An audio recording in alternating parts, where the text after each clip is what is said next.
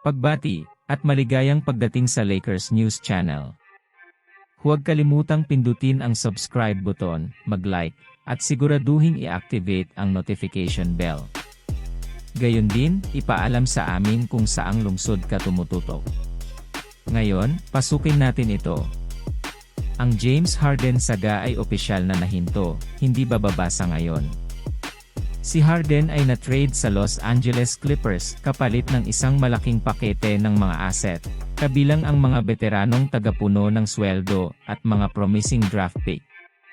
Ang Clippers, na kinikilala ang pangangailangan para sa isang pagbabagong hakbang, ay ang pinakaaktibo sa paghabol kay Harden, kahit na ito ay nangangahulugan ng paghihiwalay ng mga paraan sa ilang mga pangunahing manlalaro. Ang Philadelphia 76ers, sa turn, ay kailangan na linisin ang roster space para sa trade, na humahantong sa pagpapalabas ng may kakayahang tatlo-end player, si Danny Green. Si Green, na dating nanalo ng titulo sa Lakers noong 2020, ay maaaring magkaroon na ngayon ng pagkakataon para sa pangalawang stint sa Purple at Gold, kung saan kilala siyang may malakas na chemistry kasama si LeBron James. Sa kasalukuyan, ang Lakers ay nakatayo sa isang kapuri-puri na 3 tandang bawas 2 karta, sa kabila ng pakikipagbuno sa maraming pinsala. Ang mga manlalaro tulad ng Vanderbilt, Hachimura, Vincent, Prince, at Hudskov ay hindi pa makakarating sa court ngayong season. Ang potensyal na pagbabalik ni Danny Green ay magiging isang biyaya para sa Lakers.